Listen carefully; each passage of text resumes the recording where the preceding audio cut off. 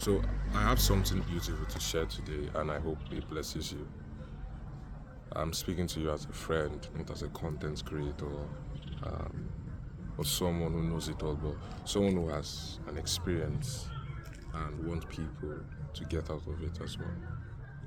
So I struggled with lustful dreams for a while. I struggled with lustful dreams for a while, and I tried. I prayed. I spoke in tongues. I studied the word, but light hadn't hit me on that very side. And I went into finding solutions by my own self. Okay, I felt since I'm having lustful dreams, I had okay, prayer, fasting, and I did all of this, but it did not stop. It would only stop for a while, and then I would have that experience again. And then it was this day I was about to have that experience, that lustful dream again. And what happened was I came out from the dream. I came out like, because I was still awake. I had not gone to bed fully. And I asked the question, my God, my phone. Sorry. I asked the question, and the question was, why is this happening? And then to my greatest surprise, the answer I got wasn't something I have heard anyway. It was the state of your heart. The state of your heart going into bed was why this thing happened. The state of your heart going into bed was what attracted whatever came to tempt you, to lure you. The state of your heart is the reason why you have been having these lustful dreams every single time. Does that make sense to you?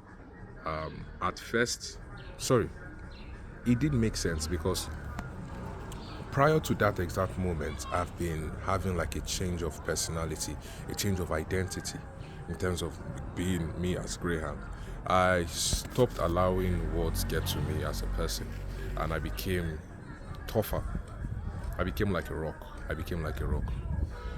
And if there was something that happened that period was each time I faced like battles in my dreams, I fought like much more people. Maybe there were like 300, 400, just me. And I'll be crazy. I'll be like, I'll fight all, like, I'm not scared of you guys. I was like scary in a dream. I was fearless.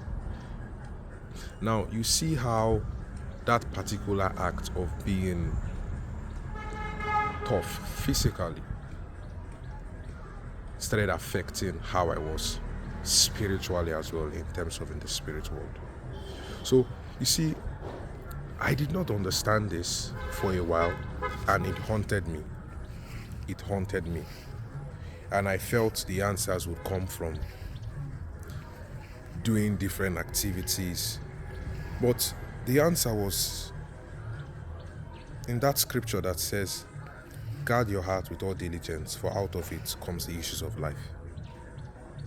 Guard your heart with all diligence, because out of it comes the issues of life. Not from your family house, from your heart. Now maybe across me posting, I'll speak about patterns and the light I got, the renewal of the mind I got concerning all these things. But for the lustful dreams, it stopped when I decided I would not go to bed with a vulnerable heart posture. Because going to bed with a vulnerable heart posture is just like a lady is vulnerable. At that moment, she could be easily seduced by anyone close to her, because she's looking for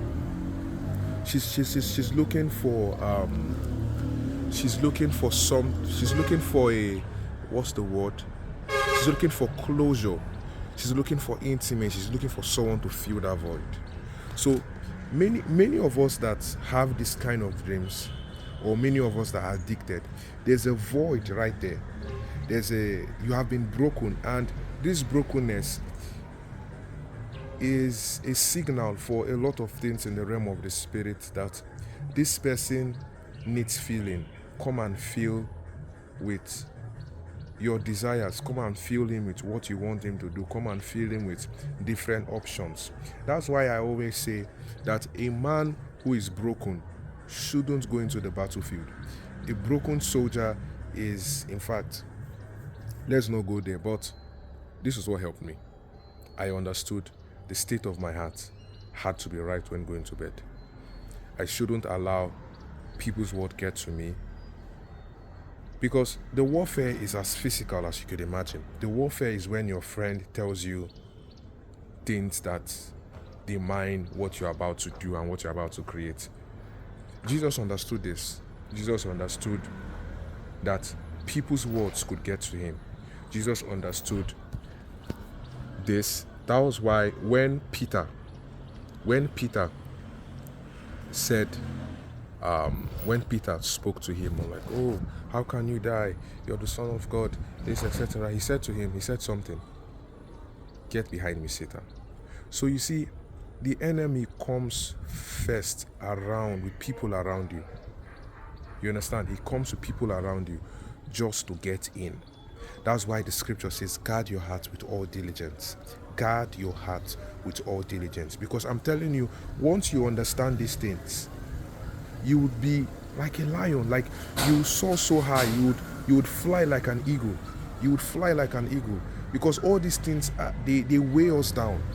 Malice, pride, jealousy, anger, being broken, being vulnerable. So vulnerable to the extent that anyone can come and tell you anything and you just take it because you're sad. Sadness is not humility. Sadness is not being broken. There's a difference between when you're sad and you're broken. This brokenness, like the one that scripture says, a broken heart I will not despise. They are totally two different things. David was broken, but David was a warrior. You understand? He was a warrior. So let's not make a mistake when we see someone who is sad and say, oh, this person is broken, or this person. No. Jesus wants us to be tough, like a rock. But same time, when it comes to your relationship with him,